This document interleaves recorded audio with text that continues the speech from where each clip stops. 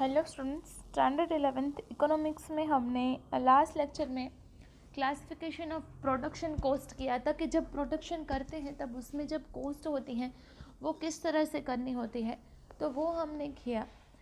उसमें short run and long run. तो short run में हमने फिक्स कॉस्ट क्या है, उसका कॉन्सेप्ट क्या है। फिक्स कॉस्ट क्या होती है कि प्रोडक्शन में कितने भी चेंजेस हो लेकिन कॉस्ट में चेंज नहीं होता, तो वो हमने देखा कि वो है फिक्स कॉस्ट। और वेरिएबल कॉस्ट क्या है वो आज हम देखने वाले हैं।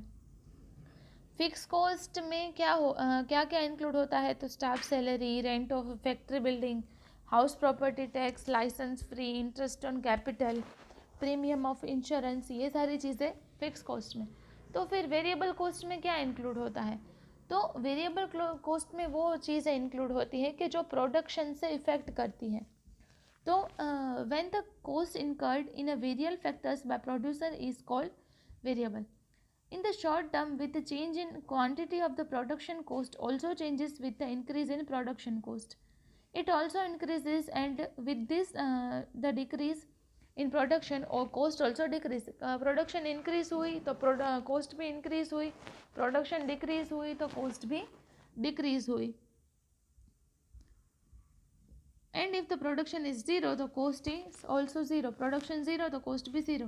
It is known as the variable cost. Variable cost is also known as unstable cost or direct or mean cost. The cost has direct relation with the quantity in the production.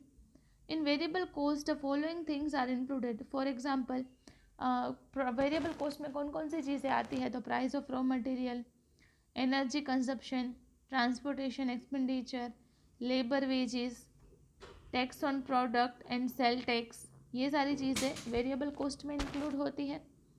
As production increases the cost also increases, therefore this is known as the variable cost. Difference between fixed and variable cost is possible in the short period of time only.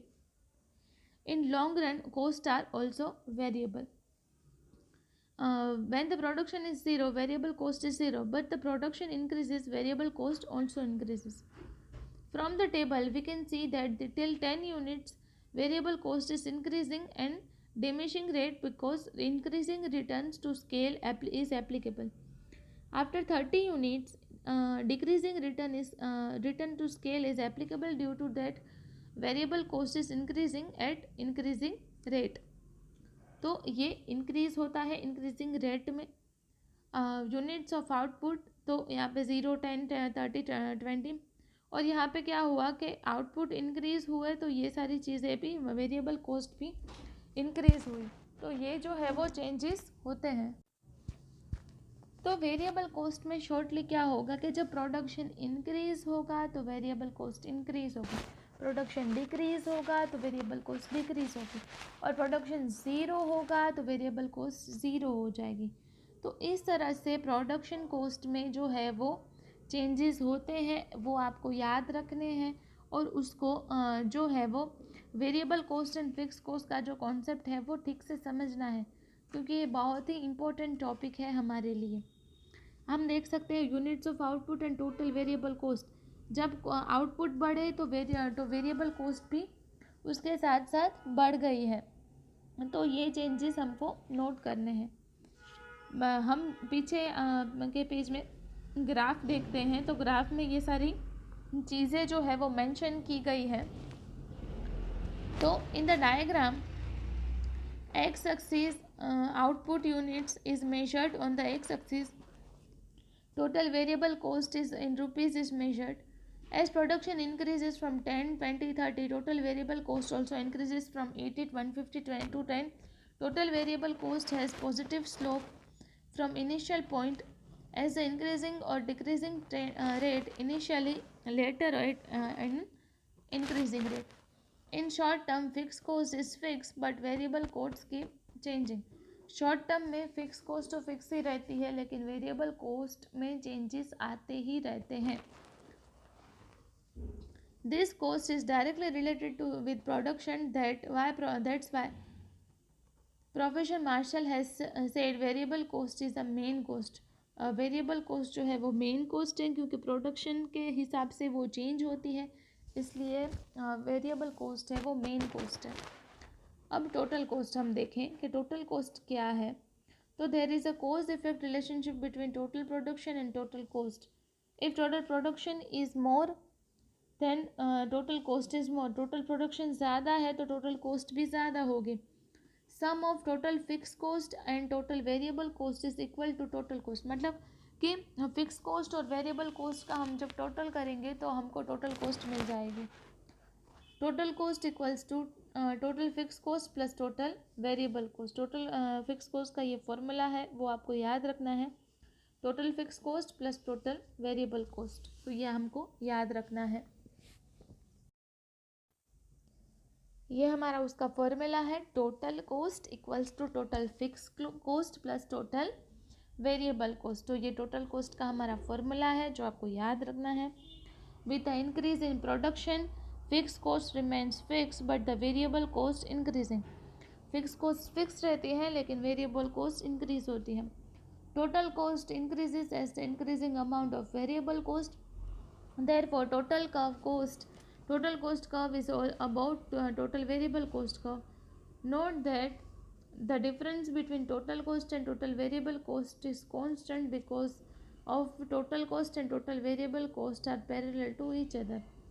We see in diagram अब production देखो, total fix cost देखो, fix cost fix, variable cost change होती है और total cost उन दोनों का total. तो हम डायग्राम में देखें तो total diagram of total cost देखते हैं हम जब, तो इसमें हम देखें कि on X axis production and Y axis cost is shown. With the increase in production there is no change in fix cost but the variable cost increases. As a result of the increase in production cost, production total cost also increasing. Total cost curve begins from point P on y-axis. This shows that if output is 0, then also total fixed cost is 100, while total variable cost is 0. As the production increasing, total fixed cost remain constant and total variable cost increases. Due to this, total variable cost curve moves upward from left hand side to right hand side. Total cost curve is upside and very parallel to total variable curve। और total cost and total variable cost जो है वो total cost and total variable cost का जो curve है वो एक दूसरे से पैरेलल है, और टोटल फिक्स कॉस्ट का कर्व तो सिंपल ही है, तो वो दोनों एक दूसरे से पैरेलल आते हैं। तो वो चीज़ हमको याद रखनी है कि total fix cost and total variable cost and total cost का जो कर्व है वो पैरेलल होता है। अब ये चीज़ याद रखनी है, when production is 0 total variable cost is 0। Production is 0 total fix cost OP and variable cost is 0, total cost is OP।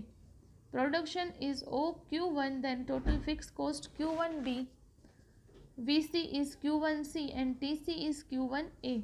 Production is OQ2 then T total fixed cost is QF2। आप graph में देखोगे variable cost is Q2G and total cost is Q2E।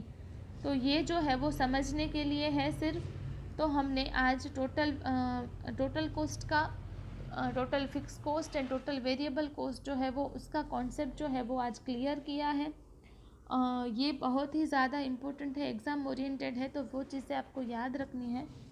और home assignment में आपको ये तीनों cost का जो कॉन्सेप्ट है, fix cost, variable cost and total cost, वो आपको लिखना है और उसको टाइम टू टाइम सबमिट करके भेज देना है। Thank you.